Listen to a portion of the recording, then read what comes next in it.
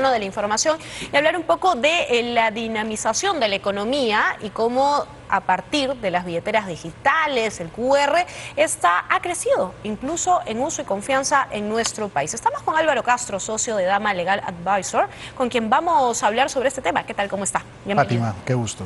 Igualmente. Bueno, cuéntanos un poco, ¿cómo es que se ha dinamizado la economía y se ha transformado el pago con las billeteras digitales y especialmente con los QRs en comparación a los años anteriores? Mira, es muy interesante lo que ha venido ocurriendo, porque tradicionalmente los grandes negocios, los negocios más formales, si quieres, siempre han estado vinculados a los medios de pagos bancarios, mientras que el pequeño negocio, el puesto en el mercado, más bien ha sido más cercano al uso de efectivo. Y eso en la práctica condiciona las decisiones de consumo de las personas, ¿no? Si una persona no tiene efectivo y tiene tarjeta, sabe, o al menos creía que no puedes ir al mercadito, tienes que ir al supermercado, por ejemplo. Entonces, con la proliferación de los medios de pagos digitales que viene impulsando el Banco Central desde hace ya un par de años, pues ahora encontramos varias alternativas de pago digitales, no necesariamente bancarizadas, no se trata de tarjeta de crédito o débito, sino muchas veces son medios de pago vinculados al teléfono móvil, que nos permite hacer pagos en casi cualquier lugar. ¿No? Es sorprendente ahora la cantidad de personas que ahora, además porque con la extensión de los códigos QR o de los POS se pueden realizar pagos diversos. Entonces eso efectivamente está dinamizando y si te das cuenta, si vas a los mercados, te vas a dar cuenta que casi todos tienen ahí los afiches que permiten pagos digitales. Esto en relación a los anteriores años, por ejemplo, pospandemia, 2022, 2023, 2024, ¿cómo ha ido en evolución? Hemos visto una mayor aceptación y además, ¿qué tanto genera económicamente, dinamiza en montos este tipo de transacciones? Mira, tomando como referencia el tema de la pandemia, antes de la pandemia ya había iniciado el trabajo de evangelización de Yape, del BCP, ¿no es cierto? Ya los 2018, 2019 aparecieron, pero sin ninguna duda la pandemia pues acelera este proceso. Aparecen, obviamente habían ya otras marcas, estaba Plin, ¿no es cierto?, que engloba a los otros tres bancos grandes del Perú. Y esto ha venido creciendo con mucha fuerza, especialmente desde que el Banco Central comienza a impulsar lo que se llama la interoperabilidad. Antes, si tú tenías Yape, solamente podías transferir o pagar a alguien que tuviera Yape, y lo mismo Plin con Plin. El Banco Central hace un par de años ya toma el mandato de que la interoperabilidad es un tema de interés nacional. Y comienza poco a poco a establecer un cronograma por el cual las entidades que tienen billeteras tienen que generar mecanismos de interoperabilidad. Entonces, los primeros que interoperaron fueron Yape y Plin, pero ahora ya otros proveedores que se llaman las empresas emisoras de dinero electrónico, que es un tipo de entidad supervisada por la SBS, también tienen soluciones que interoperan. O sea, la norma establece niveles de servicio justamente para que de un momento a otro no se caiga el sistema y tú te quedas sin poder realizar pagos. Están entrando muchos otros proveedores del tema de los pasarelas de pago, procesadoras, generan los POS. Entonces, ahora, antes era muy difícil, era tu tarjeta Mastercard, no sé si tú te acuerdas antes, pagaba en un POS Mastercard y la Visa era Visa. Eso ya se dejó de lado, ahora es multimarca y ahora son muchos proveedores del tema de los POS. Entonces, esta industria se está dinamizando y los beneficiarios son sobre todo los pequeños comercios. ¿Cómo se paga más? ¿Con el número telefónico? Porque muchas veces se da solo el número telefónico, ¿o con QR?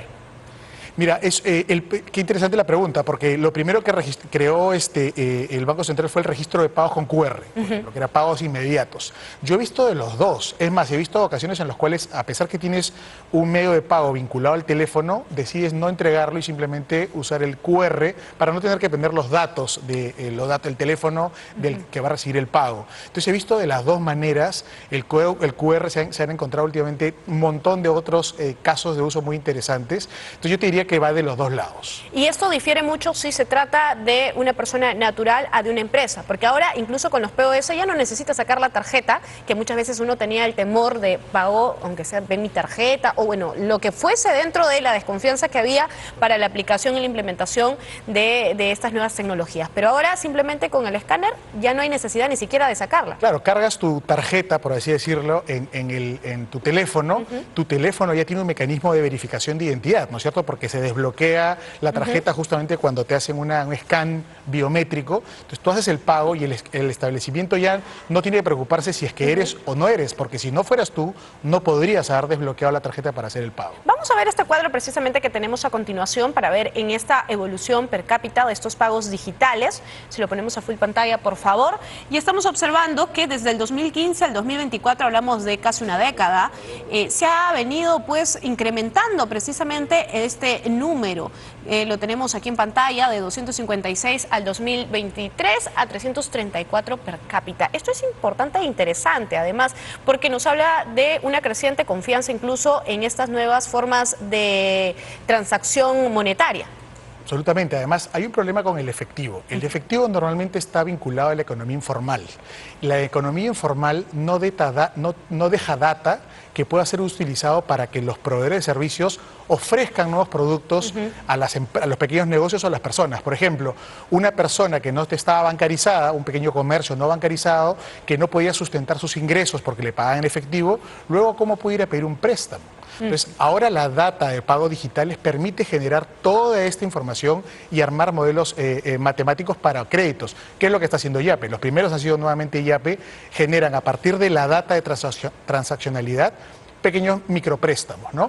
Eso es lo natural, esa es la promesa de valor. En los pagos digitales dejan data que permiten generar nuevos productos financieros. A ver, hablas en este caso de la informalidad como una constitución de una empresa, pero definitivamente, aunque somos un país bastante informal, hay ciudadanos que han decidido precisamente por estas iniciativas incluirse en el sistema financiero.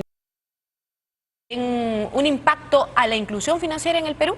Mira, es increíble porque durante años se ha venido discutiendo cómo impulsar la inclusión financiera, que si con sanciones, que con sin incentivos, y ha sido finalmente, el gran incentivo ha sido aumentar tus ventas porque estás usando un medio de pago digital que atrae más clientes. Entonces, oye, si yo para tener Yape o para tener Plin necesito abrir una cuenta bancaria, lo voy a hacer porque tengo un beneficio directo. Entonces sí, sin ninguna duda, yo hago mis compras cada 2 semanas en el mercado de Surquillo y lo que he visto, el cambio, la transformación, ¿no es cierto?, de los pequeños comercios con las referencias a todos los medios de pagos que reciben, ¿no?, todos los códigos QR, y cómo comienza a notarse digamos, la formalidad, los beneficios de la formalidad. Entonces creo que eso sí va a tener un impacto en crecimiento económico para este sector de la economía. ¿Y en la evolución hacia el camino también a la formalidad, crees tú? Sí, sin ninguna duda, porque la gente no se formaliza, y sobre eso se ha teorizado mucho, no porque le guste ser informal, sino porque entiende que hay más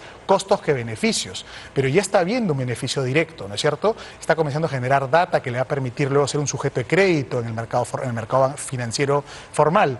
A partir de ese crédito, los incentivos para seguir formalizándose aumentan, ¿no? Entonces, esto es totalmente, por eso es que se dice que a cierto nivel el efectivo es el enemigo, porque más bien deja en la comodidad, deja al mercado más bien el sector informal y no saca de este círculo vicioso a las personas que lo usan porque no les permite acceder a otros tipos de productos. ¿Y cómo aprovechar este impacto para generar este tipo de políticas públicas? Porque, a ver, además de lo que menciona sobre la informalidad, también tiene su relación con la inseguridad.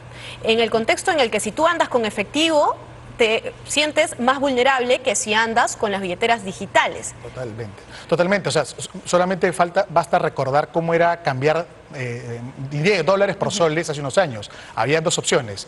O cambiabas a un mal tipo de cambio en el banco, o sacabas el efectivo, te persinabas y ibas a la casa de cambio esperando que no te asalten. O hasta en la calle. O en la calle, porque era el mejor tipo de cambio. Entonces, muchos de los asaltos tenían que ver con personas trasladando efectivo para cambiar, para hacer pagos.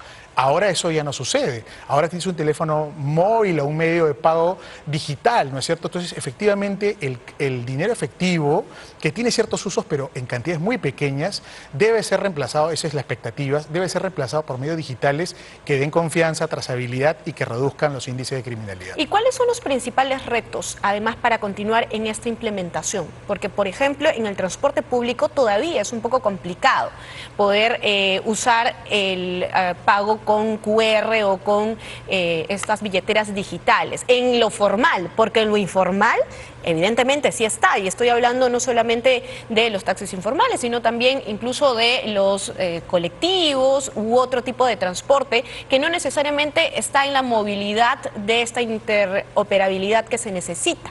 Correcto. Cualquier taxista, inclusive el informal, tiene su Yape o Plin y te acepta los pagos de esa manera, ¿no? Mira, hace 12 años yo recuerdo que me reuní con una empresa una empresa colombiana que quería impulsar el sistema de recaudo y pago digitales, el sistema de transporte público en Perú. Eso todavía no se implementó en forma general, ¿no? Hay algunas iniciativas en regiones inclusive. Efectivamente, lo que debería pasar es como en otras partes del mundo, en el que las personas no tienen que pagar, no necesita la figura del cobrador que va a contar las monedas o va a revisar si alguna es falsa, sino simplemente deberías tener un sistema, un QR o un mecanismo, un POS instalado en el bus para hacer el pago y olvidarte del efectivo. No, pero hablemos del tren, del metropolitano, sistemas formales que todavía no los han implementado, todavía se tiene que usar tarjeta. Totalmente, deberíamos ir hacia un sistema de pagos integrados, o sea, transporte integrado y pagos integrados. Muy bien, muchísimas gracias Álvaro Castro entonces por esta información y una especie de análisis a cómo vamos caminando en cuanto a la digitalización de nuestra economía también y la interoperabilidad tan importante en nuestro país para dinamizarla. Muchísimas gracias nuevamente a Álvaro Castro. Nos vamos a una breve pausa, regresamos con mucho más.